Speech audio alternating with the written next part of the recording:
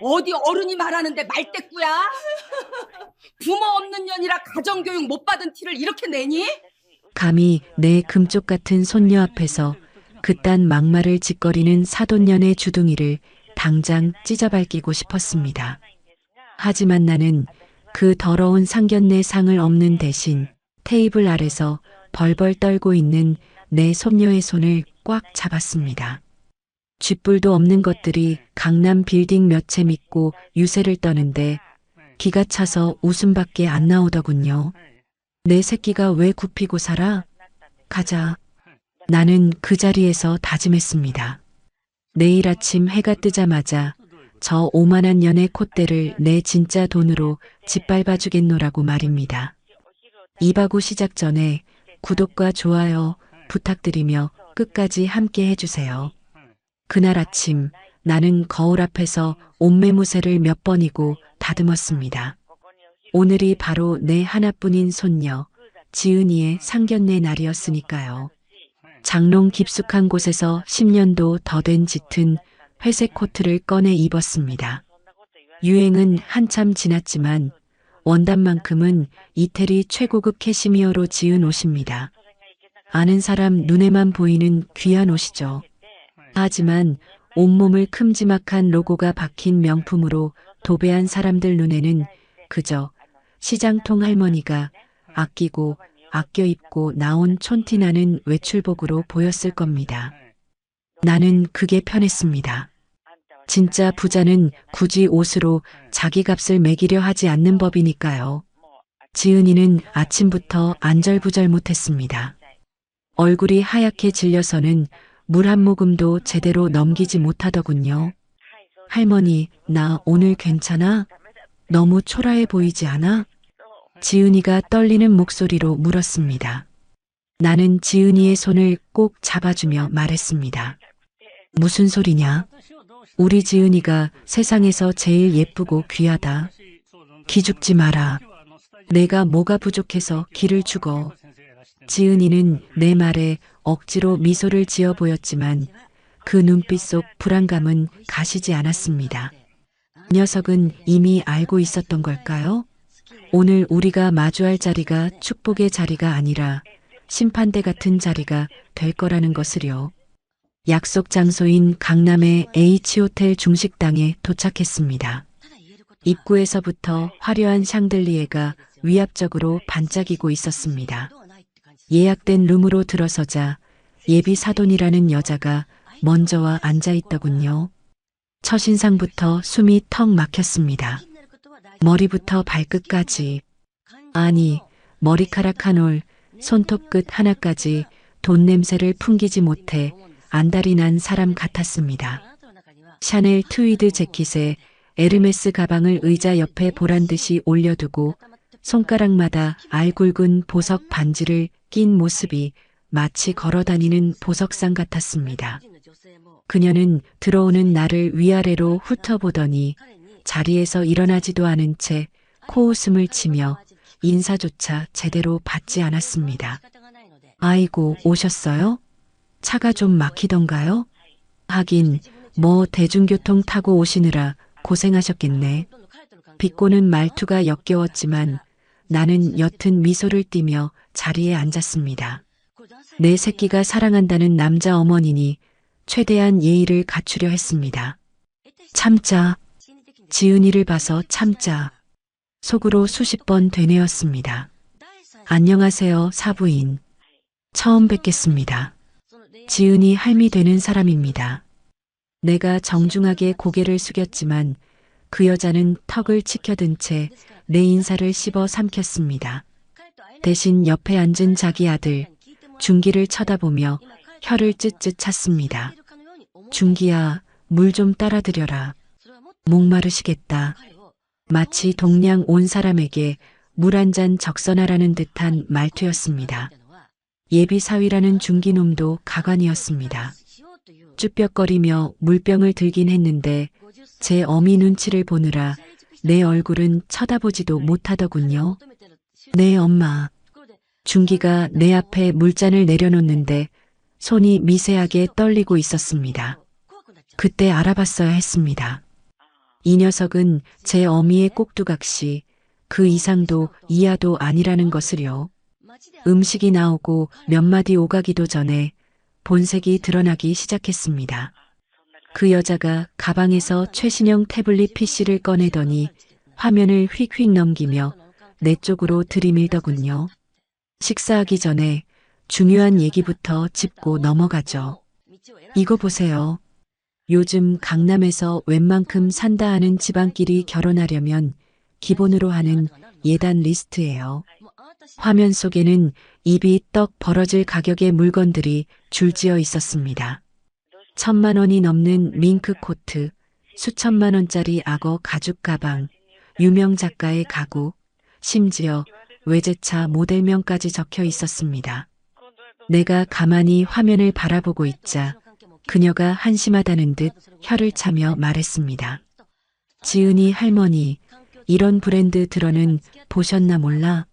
시장에서 콩나물 값이나 깎으시던 분이 에르메스니 반클리프니 알리가 있나? 우리 집안 수준에 맞추려면 이 정도는 해와야 며느리로 받아주죠.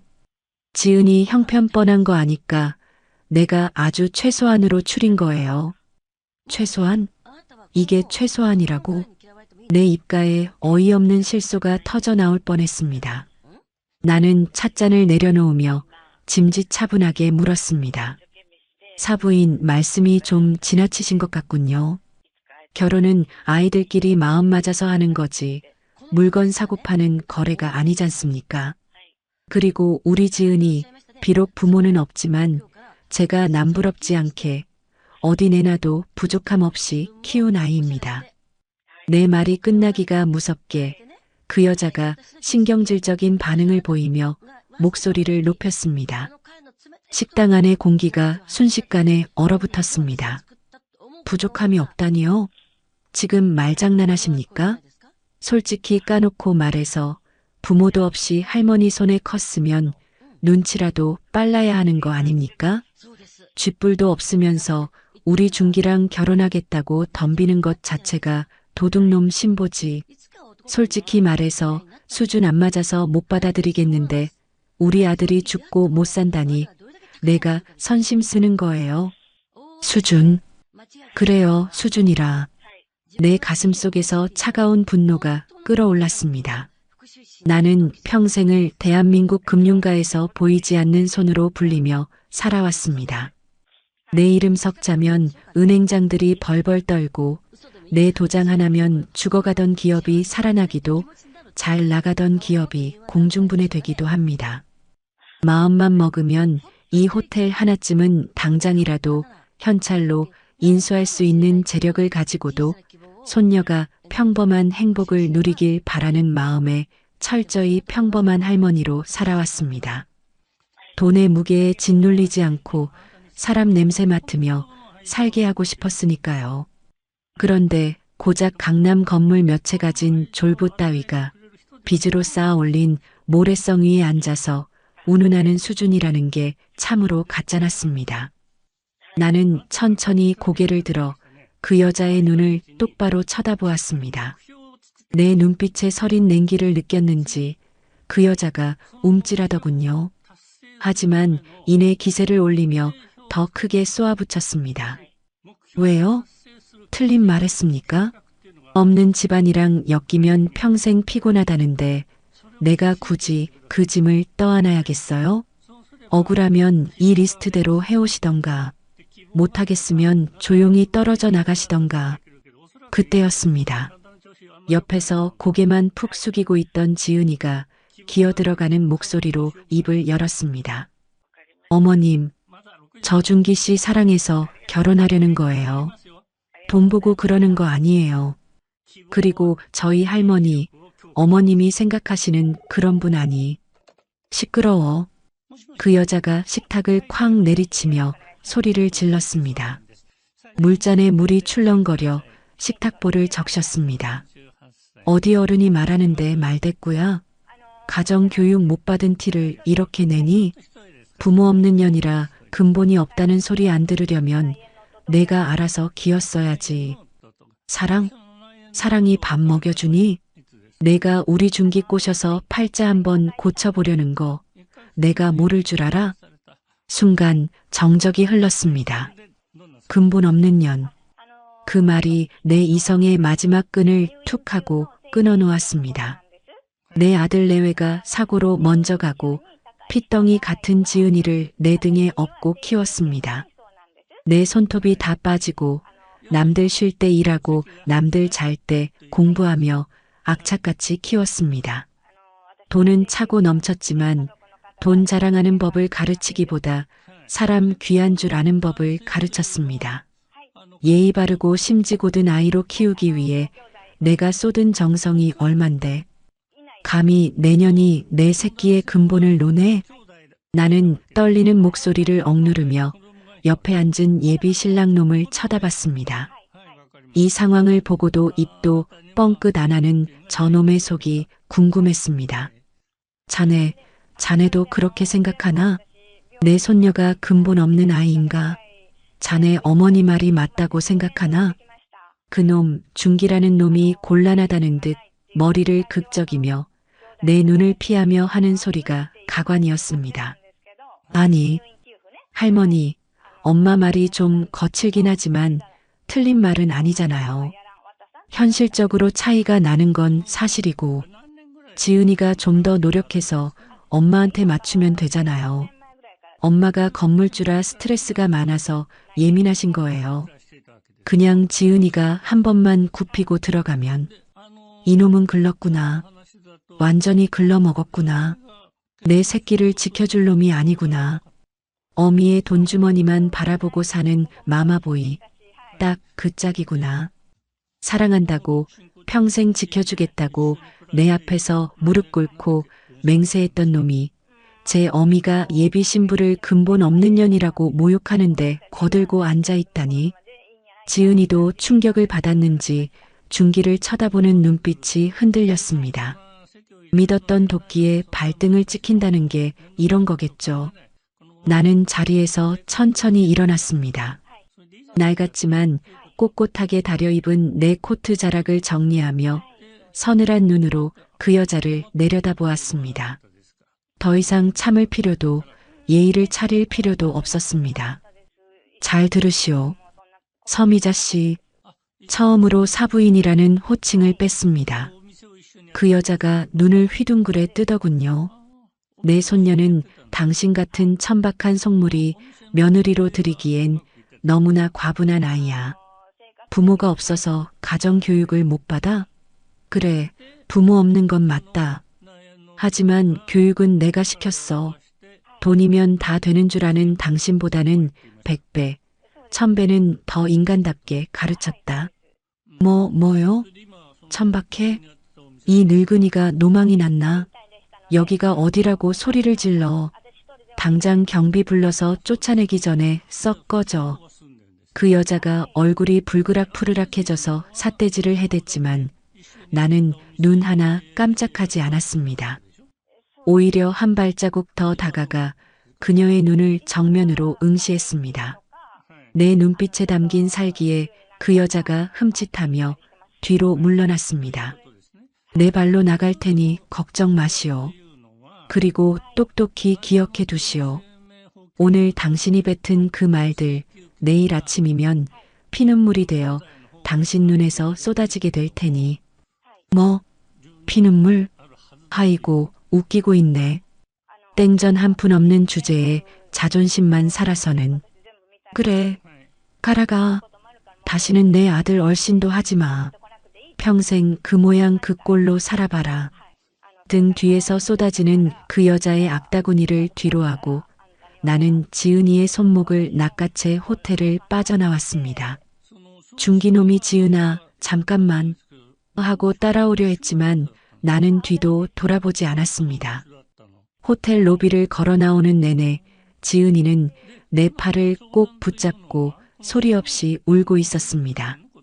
그 따뜻한 눈물이 내 손등 위로 뚝뚝 떨어질 때마다 내 심장은 찢어지는 것 같았습니다. 내가 너무 안일했습니다. 불을 숨기는 것이 미덕이라 생각했던 내 신념이 오히려 내 손녀를 상처 입히는 칼날이 되어 돌아왔습니다. 할미가 미안하다. 내가 너를 너무 얌전하게만 키웠구나. 똥이 더러워서 피하는 게 아니라 똥은 치워버려야 한다는 걸 가르쳐줬어야 했는데. 택시를 타고 집으로 돌아오는 길, 차창 밖으로 스쳐 지나가는 강남의 화려한 빌딩 숲이 유난히 차갑게 느껴졌습니다.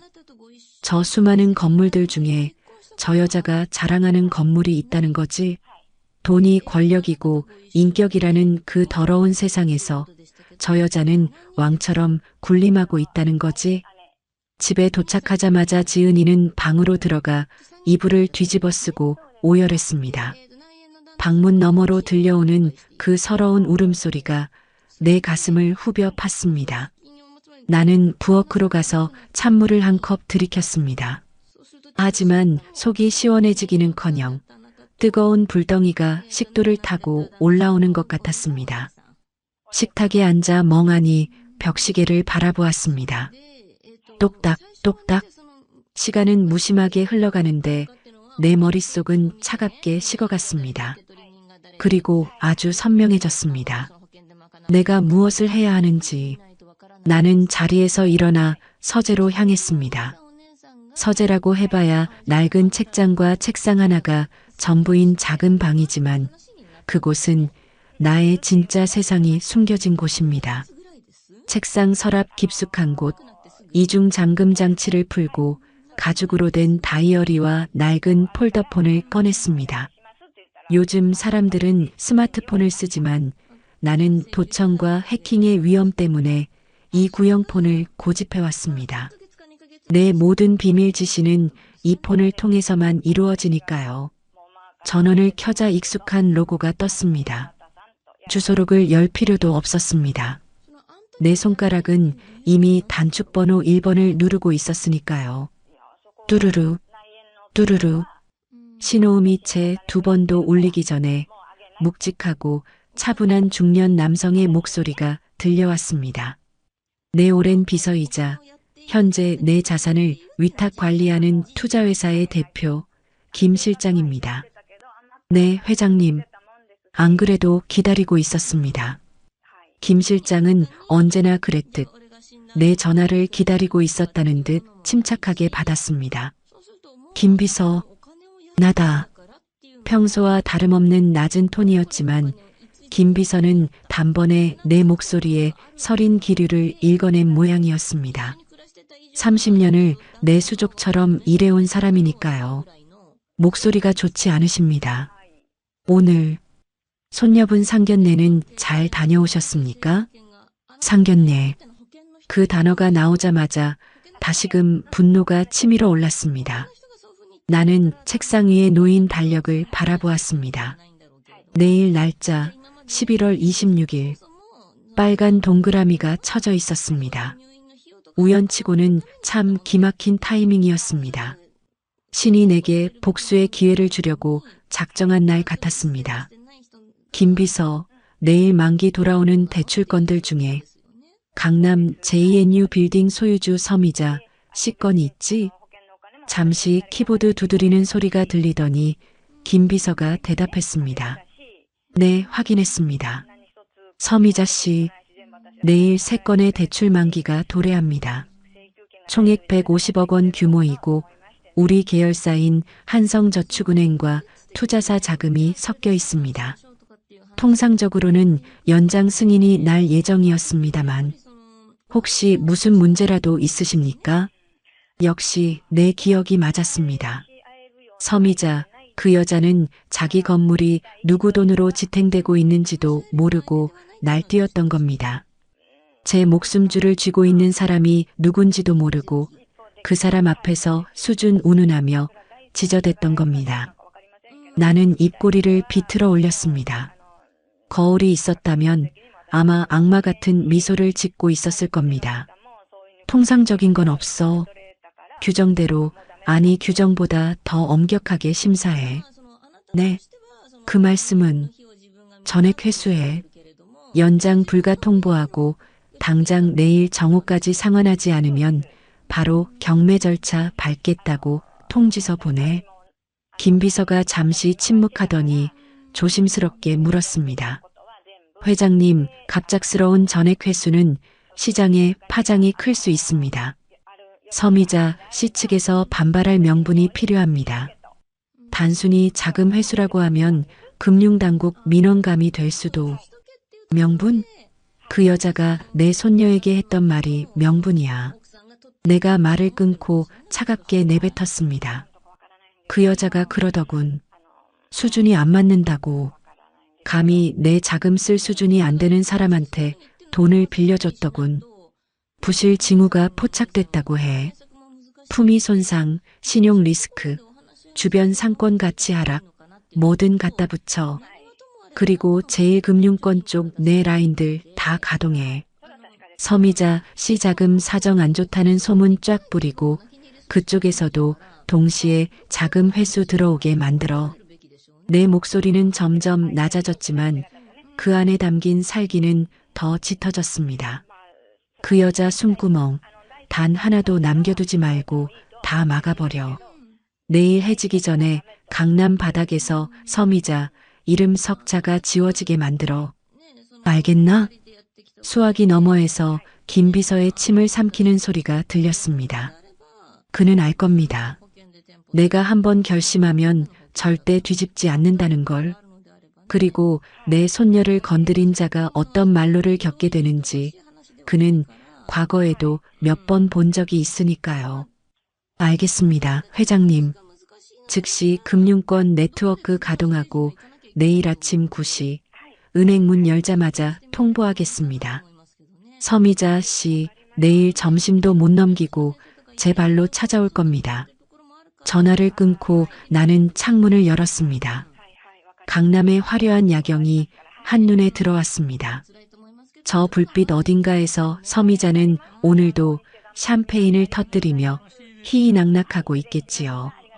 콧노래를 부르며 내일 더 부자가 될 꿈을 꾸고 있을 겁니다.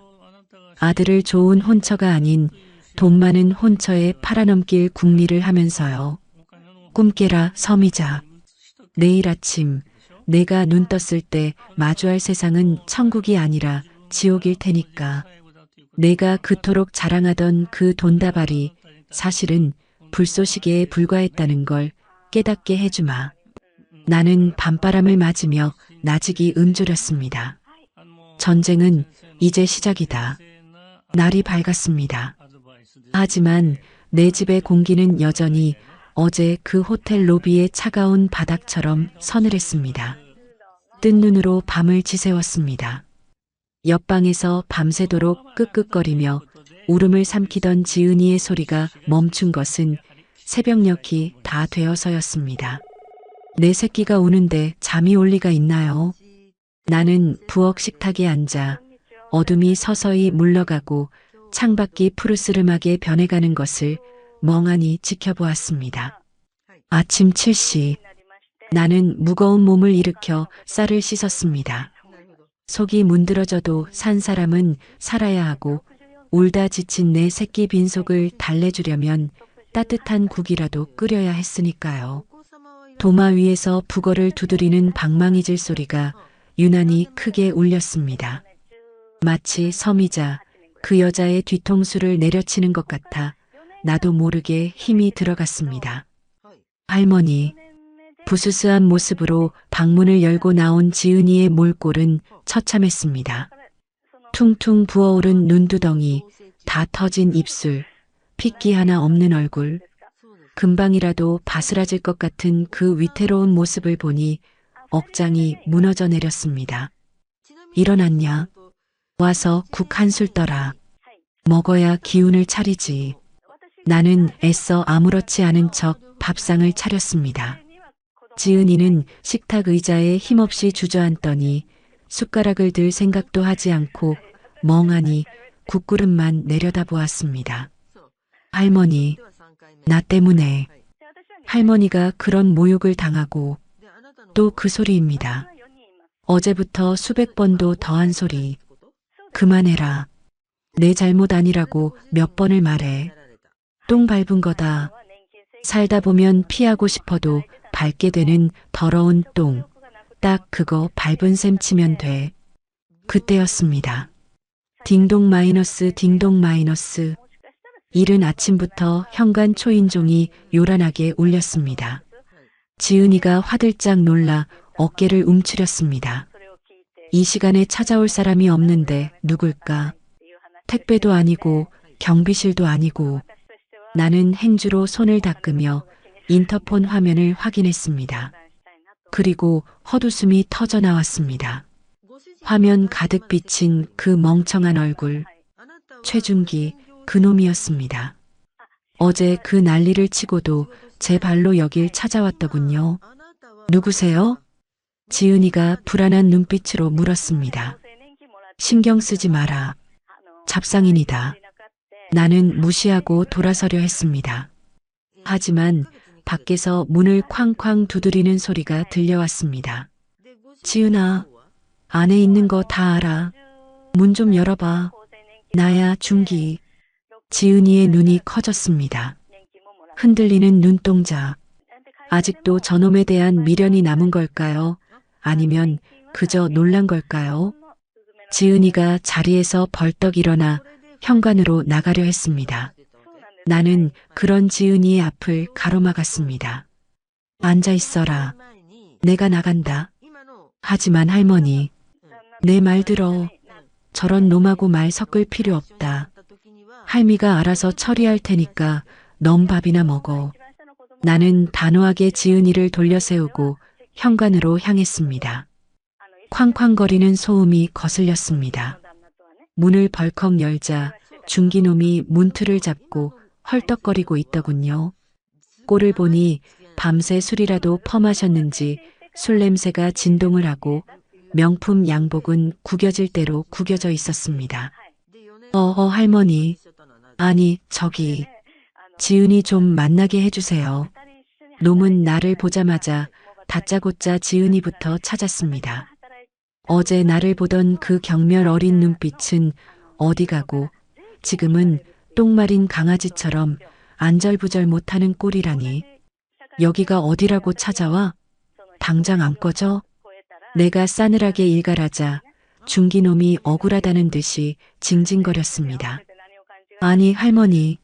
지금 화내실 때가 아니에요. 상황이 심각하다고요. 상황? 무슨 상황? 엄마가요. 진짜로 다 끝내래요. 어제 집에 가서 엄마한테 엄청 혼났거든요. 엄마가 당장 파혼하라고 난리도 아니에요. 저 카드도 정지당하고 차 키도 뺏겼다고요. 기가 막혀서 말이 안 나왔습니다. 지금 지은이가 받은 상처는 안중에도 없고 지 카드 정지당한 게 세상 무너질 일이라는 듯 떠드는 저주둥이를 보십시오. 그래서 카드 정지당했으니 우리 보고 어쩌라고? 아니, 그러니까 지은이가 와서 빌어야죠. 저랑 같이 가서 엄마한테 무릎 꿇고 싹싹 빌면 엄마가 봐주실 수도 있어요. 예단 리스트, 그거 엄마가 자존심 때문에 그러시는 거니까 지은이가 최대한 맞춘다고 하고 할머니도 가서 사과드리고요. 네, 저 지금 차도 없어서 택시 타고 왔단 말이에요. 빨리요. 내 70평생 수많은 인간군상을 봐왔지만 이렇게 속이 텅 빈 강정 같은 놈은 처음 봤습니다. 이놈은 뇌가 없는 걸까요? 아니면 양심이 없는 걸까요? 지은이가 이딴 놈을 사랑했다고 지난 3년을 바쳤다는 게 사무치게 억울했습니다. 나는 문 옆에 세워둔 빗자루를 집어들었습니다. 이 미친놈이 아침부터 재수없게 헛소리를 짓거리고 있어. 내 어미한테 가서 빌어. 야, 이 썩을 놈아. 내 손녀가 왜 내 어미 같은 년한테 무릎을 꿇어. 짝! 빗자루로 놈의 등짝을 후려갈겼습니다. 중기놈이 악! 소리를 지르며 폴짝 뛰더군요. 아, 할머니 왜 때려요? 저는 우리 결혼시키려고 그러는 거잖아요. 엄마가 건물주인데 엄마 말 거역했다가 저 상속 한 푼도 못 받으면 할머니가 책임질 거예요? 지은이 고생 안 시키려면 엄마 비위 맞춰야 한다고요. 상속? 건물주? 나는 빗자루질을 멈추고 놈을 노려보았습니다. 입가에 싸늘한 비소가 걸렸습니다. 그래, 내 어미가 대단한 건물주라서 너 같은 등신을 낳았구나. 잘 들어라, 최준기. 내가 믿는 그 건물, 내 어미가 자랑하는 그 돈, 그게 언제까지 내 것일 것 같으냐? 네, 그게 무슨 썩은 동아줄인 줄도 모르고 꽉 잡고 있는 꼴이 가엾어서 해주는 말이다. 당장 내 집 앞에서 꺼져. 한 번만 더 얼씬거리면 그땐 빗자루가 아니라 경찰을 부를 테니까. 나는 놈을 현관 밖으로 밀어내고 문을 쾅 닫아버렸습니다. 밖에서 지은아, 지은아 나와봐. 너 진짜 이대로 끝낼 거야? 하고 고래고래 소리를 지르는 놈의 목소리가 들렸지만 나는 인터폰 전원을 아예 꺼버렸습니다. 뒤를 돌아보니 지은이가 식탁이 아닌 거실벽에 기대서서 멍하니 나를 보고 있었습니다. 다 들었겠지요. 저놈이 짓거린 그 천박한 소리를 토씨 하나 안 빼놓고 다 들었을 겁니다. 들었니? 나직하게 묻자 지은이가 힘없이 고개를 끄덕였습니다. 응, 잘됐다. 차라리 잘됐어. 저런 놈인 줄 모르고 결혼했으면 너 평생 식모살이하며 눈물밥 말아먹고 살았을 게다. 조상님이 도우신 거야. 지은이의 눈에서 다시 눈물이 주르륵 흘러내렸습니다. 하지만 이번 눈물은 어제의 그 절망적인 눈물과는 조금 달라 보였습니다. 체념 그리고 인정. 놈의 밑바닥을 확인하고 난 뒤에 오는 허탈함 같은 것이었죠. 지은이는 비틀거리며 방으로 다시 들어갔습니다. 차라리 혼자 삭히게 두는 게 나을 것 같아 붙잡지 않았습니다. 거실 벽시계를 보았습니다. 오전 8시 55분. 이제 곧 은행문이 열릴 시간입니다. 대한민국의 모든 돈이 깨어나 움직이기 시작하는 시간. 그리고 섬이자 그 여자의 지옥문이 열릴 시간. 나는 서재로 들어와 책상 앞에 앉았습니다. 이지 폴더폰을 꺼내 들고 화면을 응시했습니다. 심장이 쿵쿵 뛰었습니다. 두려워서가 아닙니다. 사냥을 앞둔 맹수의 흥분 같은 것이었죠. 구시 정각. 정확히 1초도 틀리지 않고 전화가 울렸습니다. 회장님, 김 비서입니다. 수화기 넘어 김 비서의 목소리는 기계처럼 차분했지만 그 안에 숨겨진 날카로움이 느껴졌습니다. 보고해. 네. 구시 정각부로 작전 개시했습니다. 한성저축은행 대출심사팀에서 방금 섬이자 씨에게 통보 문자 발송했습니다. 대출 만기 연장 불가 및 금일 정오까지 전액 상환 독촉 통지서입니다. 반응은 아직 확인되지 않았습니다만 방금 은행 전산망에 섬이자 씨 명의의 계좌 조회 기록이 떴습니다. 문자를 확인하고 당황해서 자금 현황을 확인하는 것으로 보입니다. 나는 눈을 감고 상상해 보았습니다. 강남의 고급 아파트, 실크 잠옷을 입고 우아하게 모닝커피를 마시고 있을 섬이자. 핸드폰 진동 소리에 무심코 화면을 확인했겠지요. 그리고 눈을 의심했을 겁니다. 연장 불가, 전액 상환.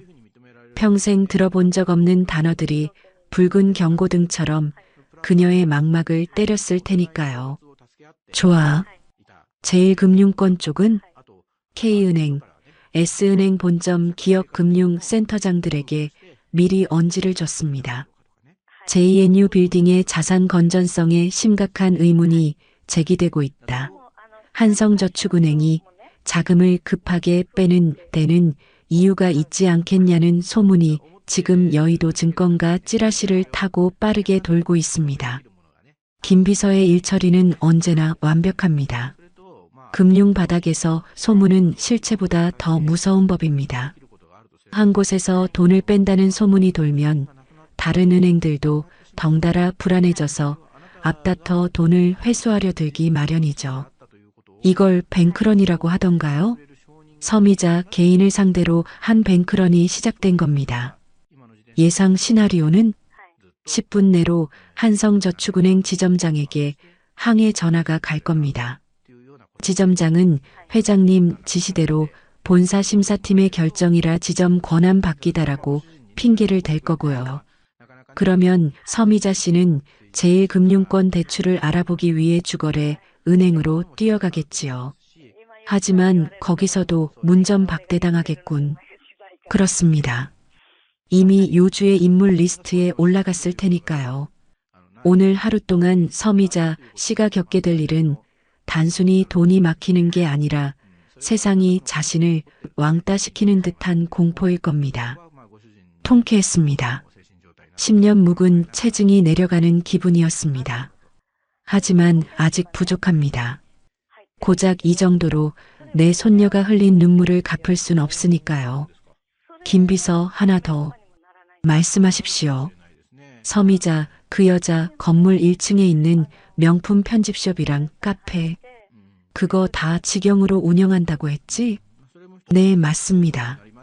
본인 명의 사업자입니다. 거기 거래처들에도 손 좀 써. 물품 대금 결제일이 오늘 내일 하는 곳들 많을 텐데 전부 다 가압류 걸라고 해. 건물만 경매 넘어가는 걸로는 재미없어. 그 여자가 자랑하는 그 화려한 가게들에 압류 딱지가 덕지덕지 붙는 꼴을 봐야겠어. 잠시 침묵하던 김 비서가 대답했습니다. 회장님, 정말이지 적으론 절대 만나고 싶지 않은 분이십니다. 알겠습니다. 거래처 사장들 매수해서 즉시 채권 추심 들어가게 하겠습니다. 전화를 끊으려는 찰나 김 비서가 덧붙였습니다. 아, 그리고 회장님, 방금 현장 보고 들어왔습니다. 서미자 씨, 지금 택시 타고 한성저축은행 본점으로 이동 중이라고 합니다. 머리도 못 감고 잠옷바람에 코트만 걸치고 나왔다네요. 아주 볼만하답니다. 나는 소리내어 웃었습니다. 그래, 그 우아하신 강남 사모님이 잠옷바람으로 강남대로를 질주하신다? 팝콘이라도 튀겨서 구경 가야 하나 싶네. CCTV라도 확보해 드릴까요? 아니, 됐어. 내 눈으로 직접 볼 거야. 그 여자가 내 발밑에 기어와서 살려달라고 비는 꼴을. 계속 압박해. 숨 쉴 틈 주지 말고. 폴더폰을 닫고 나는 창밖을 내다보았습니다. 아침 햇살이 눈부시게 쏟아지고 있었습니다.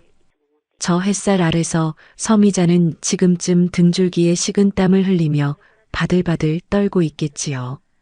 어디 한번 뛰어봐라, 서미자.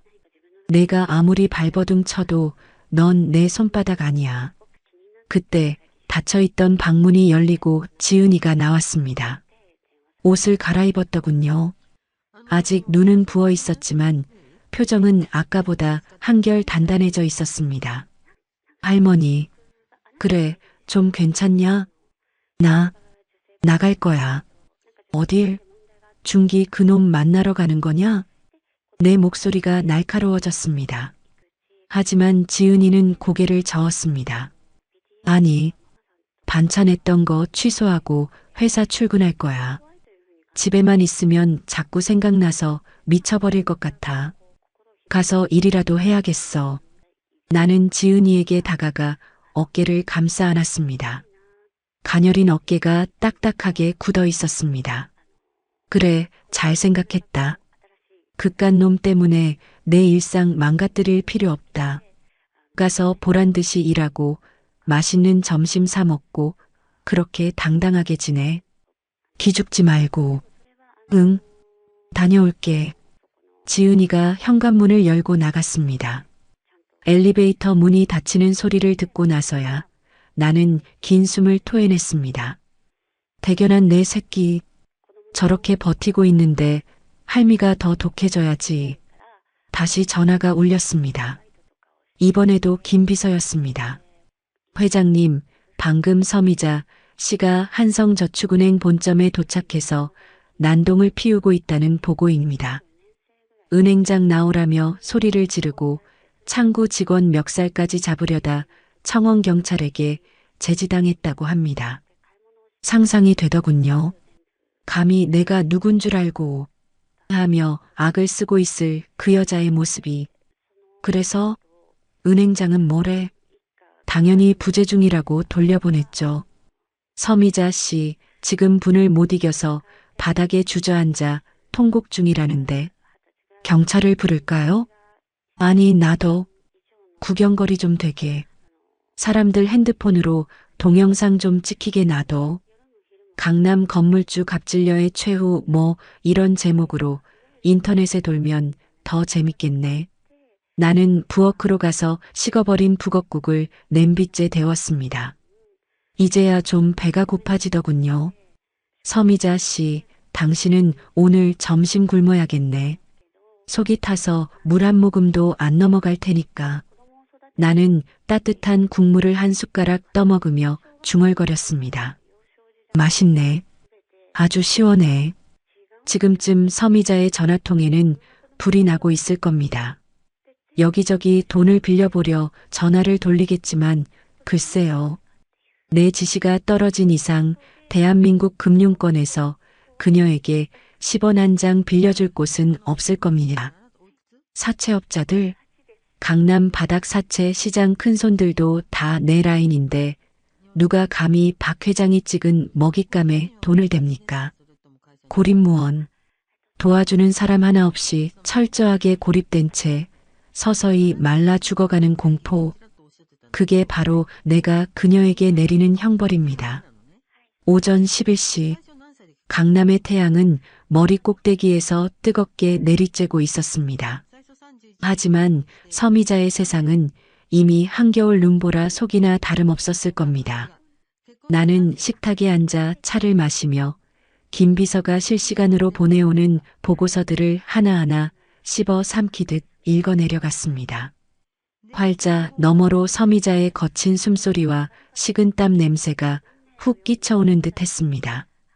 보고서에 따르면 서미자는 한성저축은행 본점 로비에서 청원경찰에게 끌려 나온 뒤 곧바로 택시를 잡아타고 K은행 강남지점으로 향했다고 합니다. K은행은 그녀가 건물 매입 당시 제1금융권 대출을 일으켰던 주거래 은행 중 하나였지요. 평소 같으면 지점장이 버선발로 뛰어나와 VIP룸으로 모셨을 겁니다. 최고급 원두커피를 대접하며 사모님, 요즘 골프는 잘 되십니까? 하고 아부를 떨었겠지요. 하지만 오늘은 달랐을 겁니다.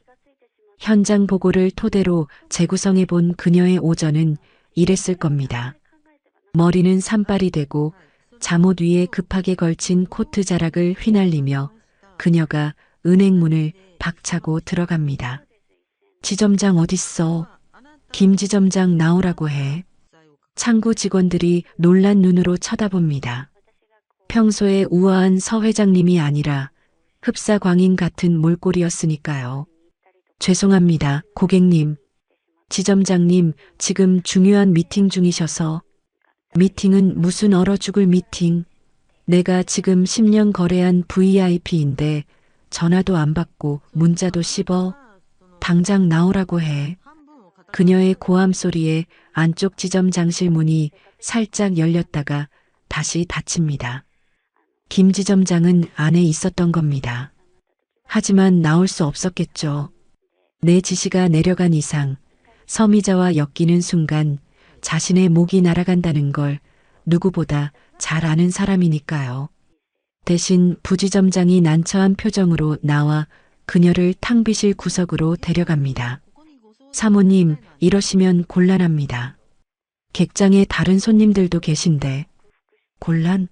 내가 지금 곤란하게 생겼어. 한성저축은행 저 미친놈들이 갑자기 대출 회수한다고 난리잖아. 김 지점장한테 말해서 K은행에서 대환대출 좀 일으켜줘. 담보 확실하잖아. 내 건물 시세가 얼만데.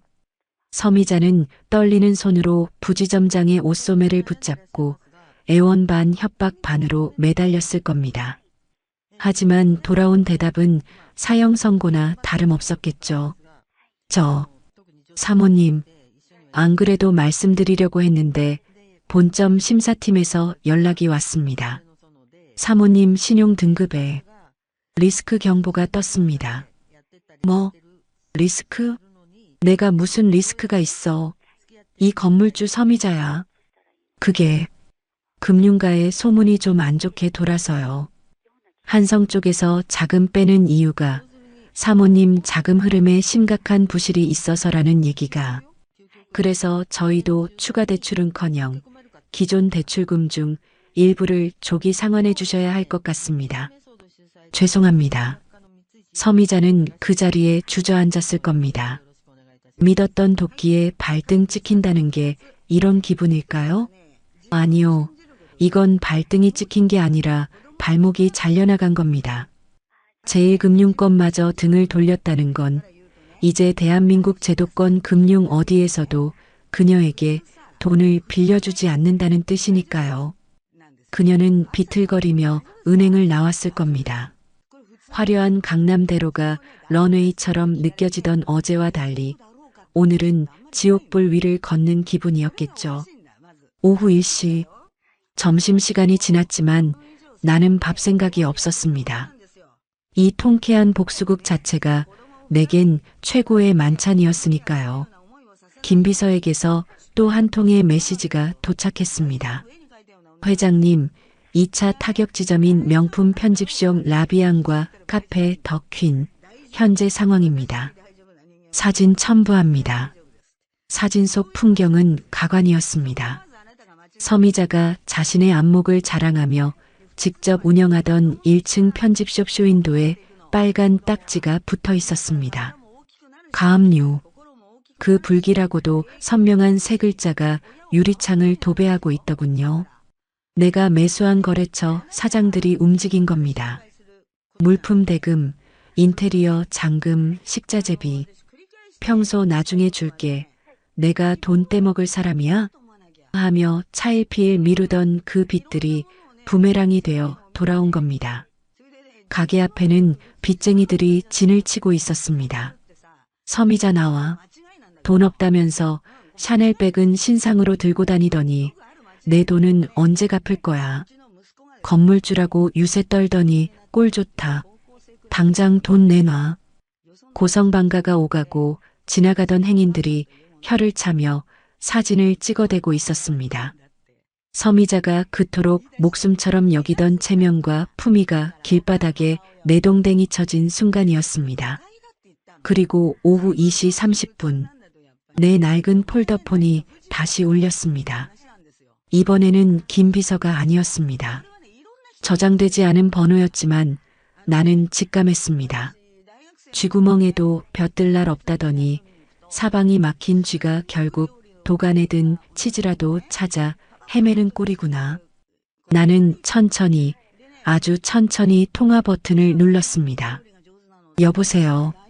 수화기 너머에서는 거친 숨소리만 들려왔습니다. 마치 쫓기는 짐승의 숨소리 같았습니다. 여보세요? 누구십니까?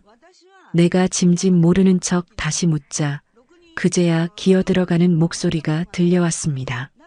저 사돈. 아니, 지은이 할머니 되시죠? 저중기 엄마예요. 목소리가 덜덜 떨리고 있었습니다. 어제 그 쩌렁쩌렁하던 기세는 온데간데였고 다 죽어가는 노파의 목소리 같았습니다. 아, 서미자 씨요? 무슨 일입니까? 내 아들이 얼씬도 하지 말라고 해서 안 그래도 번호 지우려던 참이었는데 내 차가운 대꾸에 그녀가 다급하게 말을 이었습니다. 아니, 그게 아니고요. 오해가 좀 있었나 봐요. 제가 어제는 좀 과민해서. 저기, 혹시 지은이 옆에 있나요? 지은이는 출근했습니다. 할 말 있으면 나한테 하세요. 1분 드립니다. 아니 그게, 저기 사돈 어른.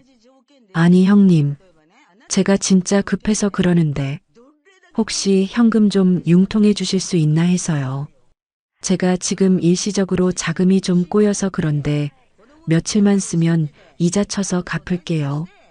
지은이 예단비 미리 받는 셈 치고 기가 차서 헛웃음이 튀어나올 뻔했습니다. 이 여자는 아직도 상황 파악이 안 된 걸까요? 아니면 뇌가 돈에 절여져서 마비가 된 걸까요? 자기가 내 손녀에게 무슨 짓을 했는지 까맣게 잊은 걸까요? 아니면 내가 자기 돈줄을 끄는 장본인이라는 건 꿈에도 모른 채 그저 시장통에서 돈 좀 모았다는 할망구한테라도 손을 벌려보려는 걸까요? 어느 쪽이든 역겨웠습니다. 그리고 애처로웠습니다. 돈이요? 내가 되물었습니다. 네, 한 5억. 아니 3억이라도. 제가 건물 담보라도 써드릴게요. 지은이랑 준기 다시 잘 만나게 해줄 테니까 제발 좀. 이봐요, 서미자 씨. 나는 말을 끊고 싸늘하게 내뱉었습니다. 당신 어제 나한테 뭐라고 했지? 쥐뿔도 없는 주제에 수준 안 맞는다고 했지? 근본 없는 집안이랑 엮이기 싫다고 했지? 아니 그건 제가 말이 좀 헛나와서. 그리고 또 뭐라고 했더라? 돈 자랑의 끝이 어떤지 똑똑히 보라고 했었나? 아, 그건 내가 한 말이었지. 수학이 넘어 침묵이 흘렀습니다. 서미자의 숨소리가 멈춘 듯 했습니다. 무언가 이상함을 감지한 거겠죠. 그저 돈 없는 노인네인 줄 알았던 내가 너무나 침착하고 당당하게 심지어 비웃음 섞인 목소리로 자기를 대하고 있으니까요. 당신이 자랑하던 그 건물들 대출 만기가 오늘이라지? 은행에서 다 거절당했다며? 아, 아니 그걸 어떻게 해. 세상 좁아요, 서미자 씨. 당신이 내 손녀 눈에서 피눈물 뽑을 땐 세상 무서운 줄 몰랐겠지. 이제 좀 알겠어? 돈줄 막히고 사람 끊기고 길바닥에 나앉을 위기가 닥치니까 정신이 좀 들어? 당신 대체 뭐야?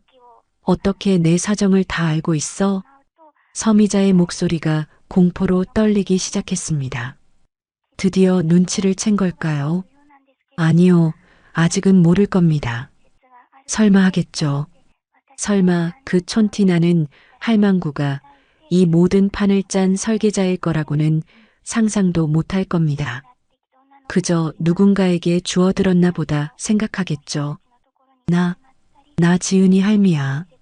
시장통에서 생선 팔던 박씨. 근데 말이야, 내가 생선 대가리 치면서 배운 게 하나 있어. 썩은 생선은 빨리 버려야지. 아깝다고 놔두면 멀쩡한 생선까지 다 썩게 만든다는 거야. 나는 잠시 숨을 고르고 결정타를 날렸습니다. 당신이 지금 썩은 생선꼴이야. 온 동네 파리떼가 꼬이고 냄새가 진동을 하지. 그런 꼴로 감히 누구한테 손을 벌려? 내 손녀 팔아서 돈 구걸하러 전화했어? 꿈깨. 당신한테 줄 돈은 10원 한 장도 없어. 아, 소금은 좀 있는데 뿌려줄까? 아, 이 늙은 년이 진짜. 너 두고 봐. 내가 이대로 무너질 것 같아? 나 서미자야. 강남 건물주라고. 서미자가 비명을 지르며 발악을 했습니다. 하지만 그건 허세였습니다. 이미 무너져 내린 멘탈을 간신히 부여잡고 지르는 단말마에 불과했지요. 그래, 두고 볼게. 아주 재밌게 보고 있어. 내일 아침 내 그 자랑스러운 건물에 경매 개시 결정문 딱지가 붙는 꼴. 내가 두 눈 똑바로 뜨고 지켜볼 테니까 기대해. 나는 가차없이 전화를 끊어버렸습니다. 손이 미세하게 떨렸습니다. 분노 때문이 아니었습니다. 희열 때문이었습니다. 40년 전 돈이 없어서 내 가족을 지키지 못했던 그 무력감이 지금 이 순간 완벽하게 씻겨 내려가는 것 같았습니다. 이것이 힘입니다. 이것이 돈의 맛입니다. 내 소중한 사람을 지키고 나를 짓밟으려던 자를 짓밟을 수 있는 힘. 나는 다시 김 비서에게 전화를 걸었습니다. 김 비서 고생했어. 서미자 반응 보니 아주 볼만하더군. 회장님과 통화하신 모양입니다. 방금 통화 종료 후 핸드폰을 집어 던지고 실신했다고 합니다. 지금 119 구급차 불렀답니다. 실신? 엄살도 심하군. 병원에 입원하면 병원비 압류도 걸어. 특실은 꿈도 못 꾸게 하고 6인실도 감지덕지하게 만들어. 알겠습니다. 아, 그리고 준기 씨 말입니다. 아까 집 앞에 찾아왔었다고 하셨죠? 그래. 싹수 노란 놈. 그 친구도 지금 멘붕 상태입니다. 어미가 쓰러지니까 병원 따라갔다가 병원 원무과에서 카드 결제 거부당해서 망신당하고 있다네요. 보호자로서 보증을 서야 하는데 신용불량 위기라 보증 자격도 안 된다고. 잘 됐네. 모자가 쌍으로 길바닥 신세가 되겠어. 저녁 6시 지은이가 퇴근하고 돌아왔습니다. 얼굴은 여전히 창백했지만 아침보다는 한결 편안해 보였습니다. 할머니 나왔어. 뭐냐? 밥은 먹었고? 응, 회사 사람들이랑 먹었어. 할머니는? 나도 챙겨 먹었다. 지은이는 내 눈치를 살피며 조심스럽게 물었습니다. 할머니, 오늘 별일 없었어? 준기 씨, 또 안 왔지? 나는 웃으며 고개를 저었습니다. 안 왔다. 앞으로도 올 일 없을 게다. 제 코가 석자라 너한테 신경 쓸 겨를도 없을 테니까. 그게 무슨 말이야? 아니다. 그냥 그런 게 있어. 너는 몰라도 돼. 그냥 넌 앞만 보고 살아. 뒤에 있는 더러운 쓰레기들은 할미가 다 치워줄 테니까. 나는 지은이를 식탁에 앉히고 따뜻한 차를 내주었습니다. 모락모락 피어오르는 찻잔의 김을 보며 생각했습니다. 내일이면 모든 게 끝납니다. 서미자의 건물은 경매에 넘어가고 그녀의 재산은 공중분해될 겁니다. 그녀가 누리던 그 모든 화려한 일상은 신기루처럼 사라지겠죠. 그리고 마지막 피날레. 빈털터리가 된 그들이 갈 곳을 잃고 헤매다 결국 이곳 내 집 문 앞까지 기어오게 되는 그 순간 나는 준비해둔 굵은 소금을 한 바가지 뿌려주며 이 긴 복수국의 마침표를 찍을 겁니다. 지은아. 응? 내일은 연차 내라. 왜? 재미있는 구경하러 가자. 아주 통쾌하고 속 시원한 구경. 창밖에는 어느새 땅거미가 내려앉고 있었습니다. 하지만 내 마음속에는 찬란한 태양이 떠오르고 있었습니다. 내일이 기다려집니다. 서미자 씨, 부디 푹 주무시길. 내일 겪을 일은 오늘과는 비교도 안 될 테니까. 날이 밝았습니다. 결전의 날입니다. 나는 평소보다 일찍 눈이 떠졌습니다. 창문을 여니 서늘한 새벽 공기가 밀려 들어왔지만 내 가슴은 뜨겁게 뛰고 있었습니다. 오늘이야말로 내 손녀가 흘린 눈물을 닦아주고 묵은 빚을 청산하는 날이니까요. 할머니, 일어났어? 지은이도 잠을 설쳤는지 부스스한 얼굴로 방에서 나왔습니다. 내 말대로 회사에 연차를 낸 모양입니다. 그래, 밥 먹자. 오늘은 힘쓸 일이 많을 테니 든든히 먹어야 한다. 우리는 식탁에 마주 앉았습니다. 겉보기엔 평온한 아침 식사였지만 우리 둘 다 알고 있었습니다. 이 고요함이 폭풍 전야라는 것을요. 오전 9시 약속이나 한 듯 김 비서에게서 첫 번째 보고가 들어왔습니다. 회장님, 법원 집행관들이 출발했습니다. 서미자 소유 강남 빌딩 3곳 동시 집행 들어갑니다. 나는 커피 잔을 내려놓으며 입가에 미소를 띄었습니다. 시작됐구나. 같은 시각 서미자의 집은 아수라장이었을 겁니다. 그녀는 어제 저녁 내 전화를 받고 실신했다가 깨어난 뒤 뜬 눈으로 밤을 지새웠겠지요. 어떻게든 돈을 막아보려 백방으로 뛰었겠지만 이미 내가 쳐놓은 그물은 그녀의 목을 단단히 조이고 있었을 겁니다. 아마 초조하게 창밖을 내다보며 혹시라도 빚쟁이들이 들이닥치지 않을까 전전긍긍하고 있었겠지요. 하지만 그녀가 맞이한 건 빚쟁이가 아니었습니다. 오전 10시 서미자의 핸드폰이 울렸습니다. 건물 관리소장의 다급한 목소리였습니다. 회장님, 큰일 났습니다. 법원에서 사람들이 나왔어요. 지금 로비에 딱지 붙이고 난리가 났습니다. 뭐? 법원? 무슨 딱지? 경매 개시 결정문이요. 건물 압류 들어왔다고요. 세입자들도 다 나와서 웅성거리고 기자들까지 냄새 맡고 왔는지 카메라 들고 설치고 서미자는 수화기를 떨어뜨렸을 겁니다. 경매. 건물주에게 그보다 더 무서운 단어가 있을까요? 내 건물이, 내 자존심이, 내 인생이 남의 손에 넘어가 갈갈이 찢긴다는 사형 선고나 다름없으니까요. 그녀는 비틀거리며 일어났을 겁니다. 옷을 갈아입을 정신도 없이 잠옷 위에 코트만 걸친 채 현관문을 열었겠지요. 현장에 가봐야 한다는 본능 때문이었을 겁니다. 하지만 문을 열자마자 그녀를 맞이한 건 복도에 진을 치고 있던 건장한 사내들이었습니다. 서미자 씨 되십니까? 누구세요? 캐피탈 채권 추심팀입니다. 어제부로 기한이익 상실되셔서 가재도구 압류 집행하러 왔습니다. 비키세요. 사내들이 구둣발로 거실을 밀고 들어왔습니다. 서미자가 이게 무슨 짓이야? 나가 하고 악을 썼지만 그들은 아랑곳하지 않고 거실의 명품 소파, TV, 장식장의 양주들의 붉은 딱지를 붙이기 시작했습니다. 방에서 자고 있던 준기가 놀라서 뛰쳐나왔습니다. 엄마, 이게 뭐야?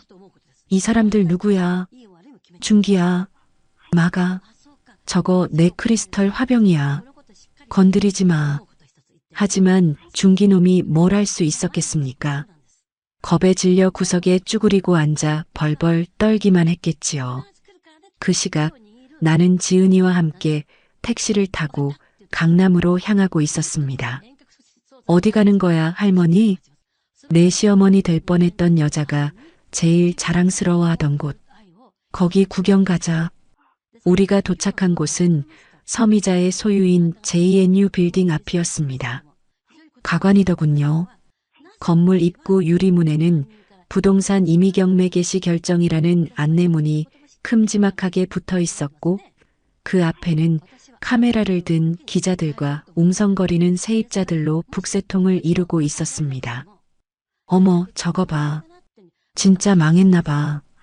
강남 알짜 건물이라더니 하루아침에 이게 무슨 꼴이야?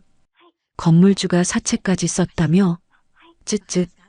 지나가는 사람들의 비웃음 섞인 수군거림이 내 귀에 꿀처럼 달콤하게 들려왔습니다.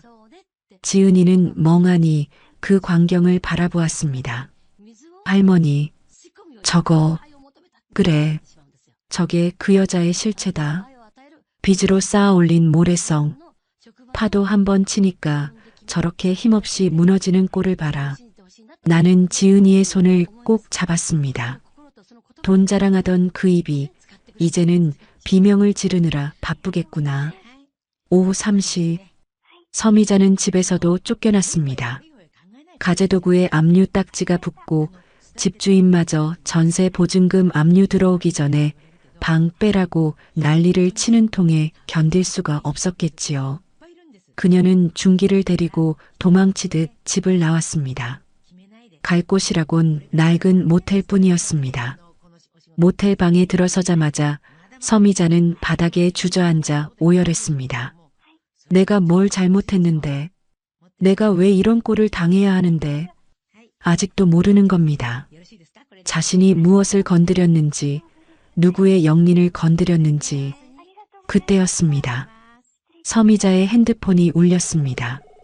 내가 심어둔 정보원 최 실장이었습니다. 여보세요? 최 실장, 알아봤어? 대체 어떤 놈이 내 뒤를 친 거야? 서미자는 지푸라기라도 잡는 심정으로 매달렸습니다. 회장님, 이거 진짜 대박입니다. 배우가 누군지 아시면 기절하실 텐데. 뜸 들이지 말고 말해. 누구야? 금융가에서 박 회장이라고 불리는 큰손입니다. 본명은 박말순. 박말순? 처음 듣는데 내가 모르는 사람이야. 모르는 사람 아닐 겁니다. 이 박 회장이라는 분 손녀가 하나 있는데 이번에 회장님 아드님이랑 파혼한 그 아가씨라던데요. 뭐? 서미자의 숨이 턱 막혔습니다. 손녀? 파혼? 설마 아닐 거야. 그 시장통 할망구, 그 촌티 나는 노인네가 박 회장이라고? 네. 평소엔 신분을 숨기고 서민 코스프레를 하고 다닌답니다. 근데 건드리면 뼈도 못 추린다는 소문이 자자해요. 회장님, 진짜 큰일 나셨네. 그 양반한테 찍히면 강남 바닥에서 못 살아요. 전화가 끊어지고 서미자는 핸드폰을 떨어뜨렸습니다. 머릿속이 하얗게 변했습니다. 공포가 쓰나미처럼 밀려왔습니다.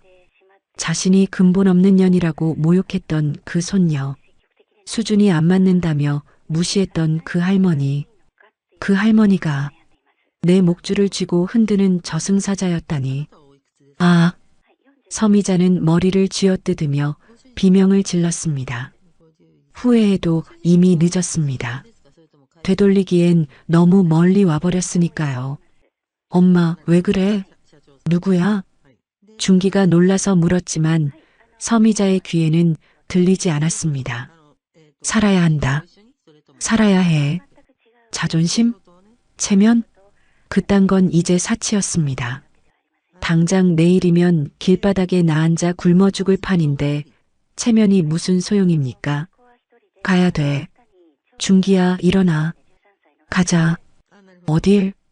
그 할머니한테. 아니, 박 회장님한테. 가서 빌어야 해. 발바닥을 할그라면 핥고 죽는 신용을 하라면 해야 해. 그래야 우리가 살아. 서미자는 미친 사람처럼 중기의 손을 끌고 모텔을 뛰쳐나왔습니다. 택시를 잡아타고 내 집 주소를 불렀습니다. 가는 내내 그녀는 중얼거렸습니다. 내가 미쳤지. 내가 눈이 삐었지. 용서해 주실 거야. 그래도 사돈이었는데. 손녀 사랑하신다니까 손녀 봐서라도. 저녁 6시. 나는 지은이와 함께 저녁을 먹고 느긋하게 차를 마시고 있었습니다. 할머니, 아까 그 건물 진짜 경매 넘어가는 거야? 그럼 절차는 이미 시작됐다. 돌이킬 수 없어. 근데 할머니는 어떻게 그렇게 잘 알아? 그리고 김비서 아저씨는 누구야? 지은이가 조심스럽게 물었습니다. 이제 지은이에게도 진실을 말해줄 때가 된 것 같습니다. 지은아, 할미가 사실은 딩동 마이너스 딩동 마이너스 딩동 마이너스. 내 말이 끝나기도 전에 현관 초인종이 미친 듯이 울려댔습니다. 인터폰 화면을 보니 머리는 산발이 되고 눈물 콧물 범벅이 된 서미자와 그 뒤에서 사시나무 떨듯 떨고 있는 중기가 보였습니다. 올 것이 왔구나. 나는 찻잔을 내려놓으며 지은이에게 말했습니다. 저것 봐라. 내가 말한 재미있는 구경이 제 발로 찾아왔구나. 나는 지은이를 데리고 현관으로 나갔습니다.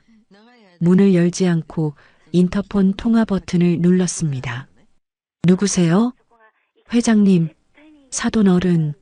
저예요. 미자예요. 제발 문 좀 열어주세요. 제가 죽을 죄를 지었습니다. 서미자는 현관문 앞에 털썩 무릎을 꿇더니 이마를 바닥에 찌으며 통곡하기 시작했습니다. 중기야, 너도 빨리 빌어. 살려달라고 빌어. 중기놈도 영문도 모른 채 옆에 꿇어앉아 잘못했습니다. 살려주세요. 하며 빌어대더군요. 지은이는 입을 틀어막고 그 광경을 지켜보았습니다. 할머니, 저 사람들 왜 저러는 거야? 왜긴, 자기들 목숨줄이 내 손에 달려있다는 걸 이제야 안 거지. 나는 지은이의 어깨를 감싸 안았습니다. 나가자. 직접 마주보고 내가 받은 상처만큼 돌려줘야지. 나는 신발장 옆 창고에서 미리 준비해둔 굵은 소금 한 바가지를 꺼냈습니다. 그리고 지은이의 손에 쥐어주었습니다. 지은아, 응? 이거 들고 나가서 저것들한테 뿌려라. 내가? 그래. 내 손으로 직접 해야 해. 그래야 내 속에 응어리가 풀린다. 부모 없는 서름, 돈 없는 서름, 저것들이 줬던 그 모든 모욕. 이 소금이랑 같이 다 털어버려. 지은이는 떨리는 손으로 바가지를 받아들었습니다. 눈빛이 흔들렸지만 이내 단단해졌습니다. 우리는 현관문을 열었습니다. 끼잉 마이너스 소리와 함께 문이 열리자 복도에 엎드려 있던 두 모자가 고개를 들었습니다. 그들의 눈에 비친 내 모습은 더 이상 촌티나는 시장 할머니가 아니었습니다. 옥색 한복을 기품 있게 차려입고 서리빨 같은 눈빛으로 내려다보는 나는 그들의 생사여 탈권을 쥔 심판자였습니다. 오셨나, 서미자 씨. 내 차가운 목소리에 서미자가 파들짝 놀라며 내 발목을 잡으려 기어왔습니다. 회장님, 잘못했습니다. 제가 눈이 멀어서, 제가 미쳐서 회장님을 못 알아뵀고, 못 알아봐? 알아봤으면 굽신거렸겠지.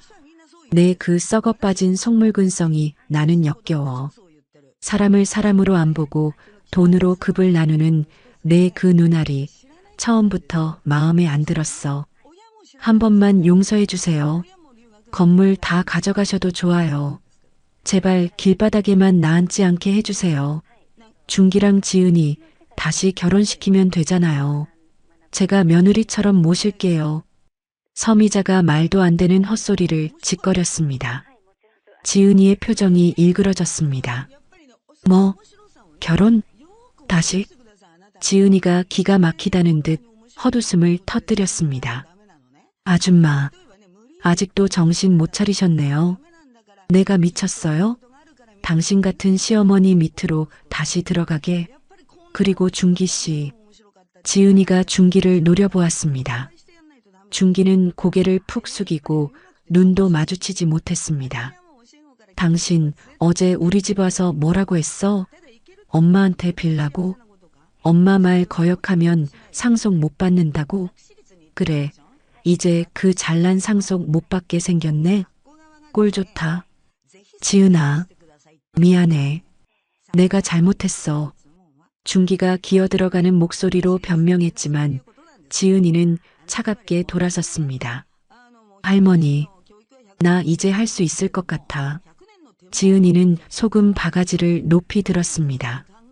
당신들이 우리 할머니한테, 나한테 줬던 상처, 이걸로 다 갚아줄게. 다신 우리 앞에 나타나지 마. 차악 마이너스. 하얀 소금이 허공을 가르고 서미자와 준기의 얼굴 위로 사정없이 쏟아졌습니다. 아, 따가워. 엄마야. 소금 세례를 맞은 두 모자가 비명을 지르며 바닥을 굴렀습니다. 꼴사나운 풍경이었습니다. 들었지? 내 손녀 말. 당장 꺼져. 내 집 앞 더러워지니까. 나는 싸늘하게 일가라고 지은이를 데리고 집 안으로 들어왔습니다. 쾅! 현관문이 닫히는 소리가 복도에 울려 퍼졌습니다. 문 밖에서는 여전히 회장님, 지은아 하고 울부짖는 소리가 들려왔지만 우리는 더 이상 듣지 않았습니다. 거실로 들어온 지은이가 털썩 주저앉았습니다. 긴장이 풀린 모양이었습니다. 할머니, 나 속이 다 시원해. 10년 묵은 체증이 내려가는 것 같아. 지은이가 울면서 웃었습니다. 나도 따라 웃었습니다. 그래, 그거면 됐다. 내가 웃으면 할미는 그걸로 족하다. 창밖을 내다보니 어느새 어둠이 짙게 깔려 있었습니다. 하지만 저 어둠 속에서 떨고 있을 서미자와 준기에게는 내일의 태양이 뜨지 않을 겁니다. 그들의 지옥은 이제부터가 진짜 시작이니까요. 전쟁은 끝났습니다. 우리의 완벽한 승리로 소금이 하얗게 흩뿌려진 내 집 현관문이 닫히던 그 순간 서미자와 준기의 시간은 멈춘 것이 아니라 지옥으로 굴러떨어지기 시작했습니다. 그날 밤 두 모자는 강남의 화려한 야경을 뒤로하고 24시간 운영하는 찜질방으로 기어들어갔습니다. 가진 거라곤 서미자의 낡은 가죽 가방 하나와 준기의 주머니에 든 담배 한 갑이 전부였습니다. 찜질방 수면실은 코 고는 소리와 눅눅한 땀 냄새로 가득 차 있었습니다. 명품 실크 잠옷만 입던 서미자가 누런 찜질복을 입고 딱딱한 매트 위에 누워 있었습니다.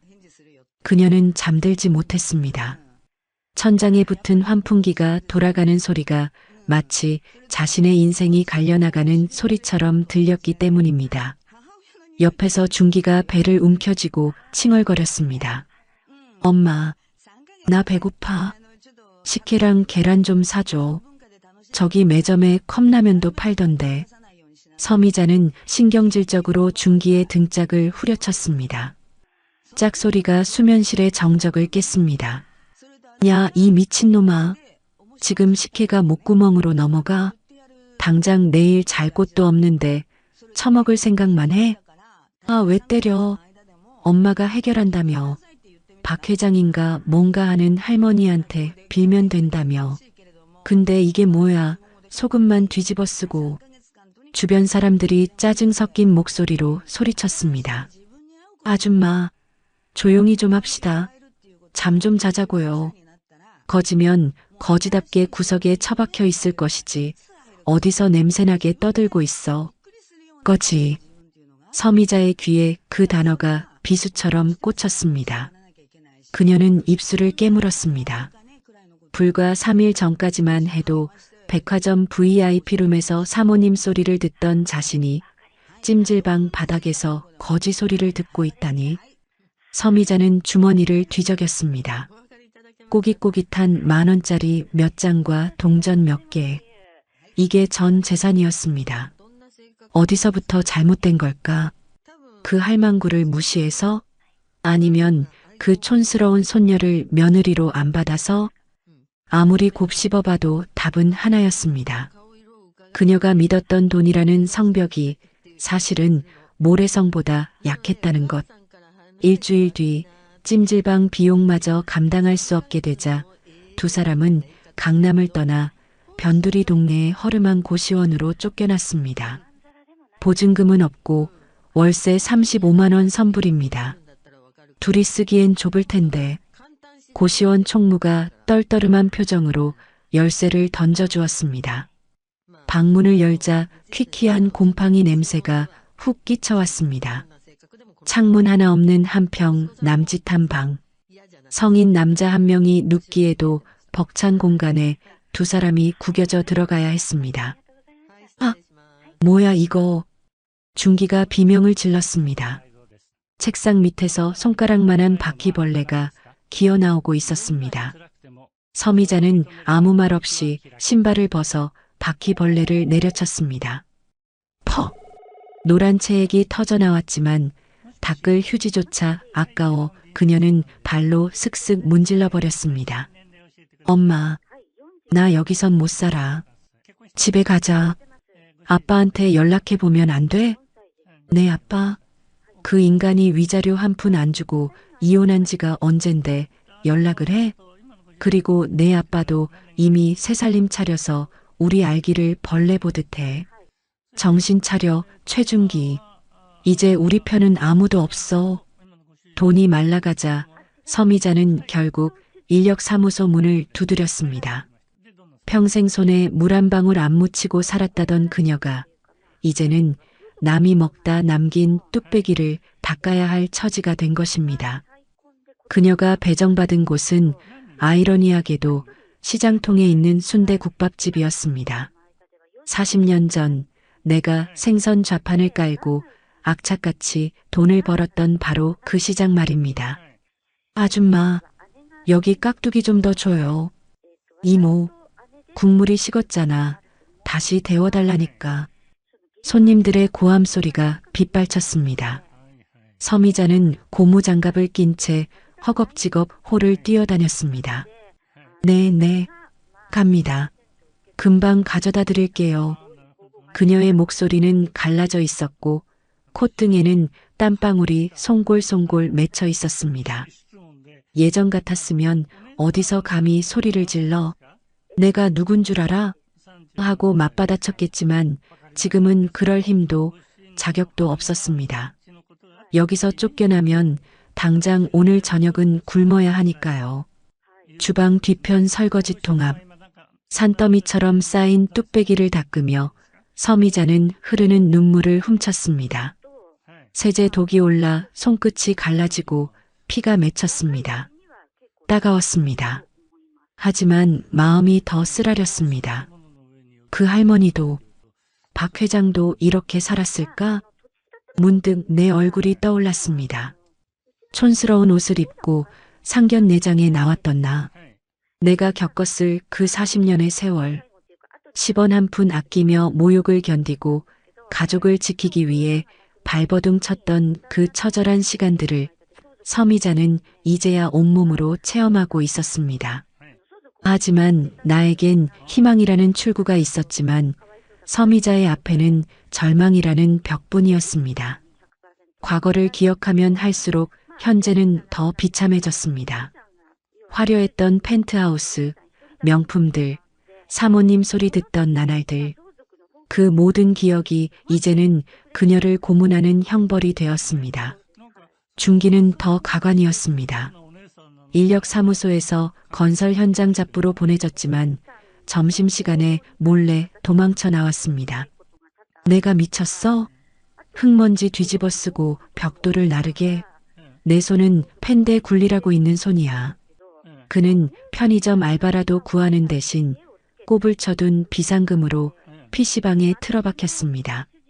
모니터 속 가상 세계에서 그는 여전히 레벨 높은 용사였고 길드원들에게 명령을 내리는 대장이었습니다. 현실의 시궁창을 잇기 위해 게임에 몰두하며 언젠가 로또가 터져 다시 강남으로 돌아갈 헛된 꿈만 꾸고 있었습니다. 썩은 동아줄인 줄 알면서도 놓지 못하는 멍청한 짐승처럼 말이죠. 한편 그들과 정반대의 시간이 내 집에서 흐르고 있었습니다. 지은이는 회사를 정리했습니다. 더 넓은 세상에서 공부하고 싶다는 손녀의 오랜 꿈을 나는 기꺼이 지원해주기로 했습니다. 내 돈은 이럴 때 쓰라고 있는 거니까요. 할머니, 나 진짜 가도 돼? 할머니 혼자 두고 지은이가 짐을 싸다 말고 울먹였습니다. 가라. 가서 내가 보고 싶은 거 실컷 보고 배우고 싶은 거 다 배워와. 이 좁은 땅덩어리, 좁은 인연에 얽매이지 말고 헐헐 날아라. 할미는 그거면 된다. 출국날 아침 인천공항. 나는 지은이를 배웅하러 나갔습니다. 김 비서가 운전하는 차 뒷좌석에서 지은이는 내 손을 잡고 놓지 않았습니다.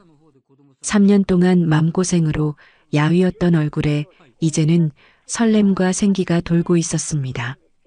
할머니, 나 성공해서 돌아올게.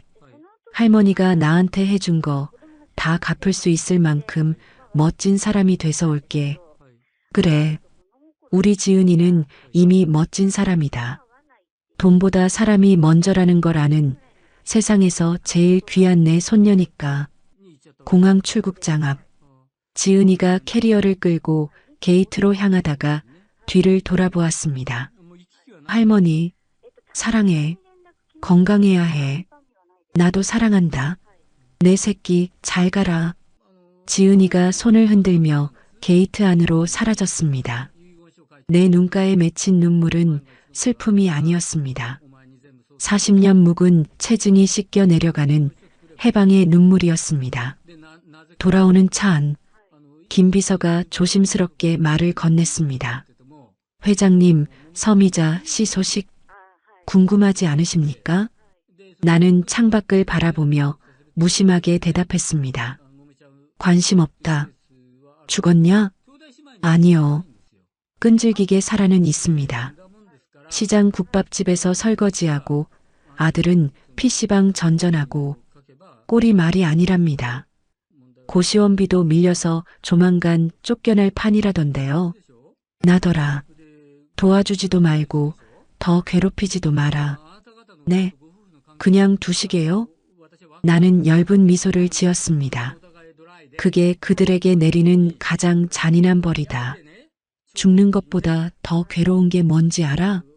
화려했던 과거의 기억을 껴안고 시궁창 같은 오늘을 사는 거야. 매일매일 아침에 눈을 뜰 때마다 아, 꿈이었으면 좋겠다라고 빌면서 지옥 같은 현실을 마주하는 것. 그게 내가 그들에게 주는 종신형이야. 차가 강남대로를 달립니다. 창밖으로 익숙한 건물이 스쳐 지나갑니다. 한때 JNU 빌딩이라고 불렸던 이제는 새 주인을 만나 리모델링 공사가 한창인 그 건물. 나는 그 건물을 보며 조용히 눈을 감았습니다. 돈이란 참 무서운 것입니다.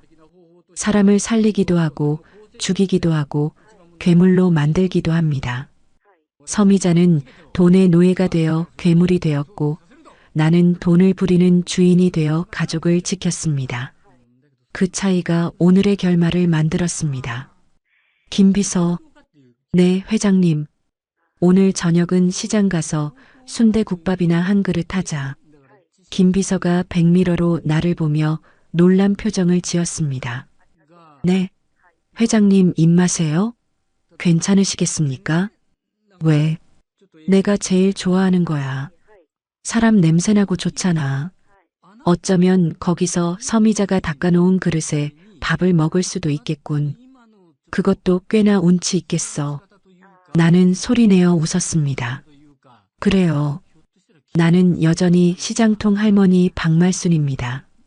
다만 내 가족을 건드리는 자에게는 자비 없는 저승사자가 될 준비가 되어 있는, 그리고 이제는 사랑하는 손녀를 더 넓은 세상으로 날려보낸 아주 홀가분하고 행복한 할머니일 뿐이죠. 가을바람이 차창을 넘어 들어옵니다. 어디선가 밥 짓는 냄새가 납니다. 사람 사는 냄새가 납니다.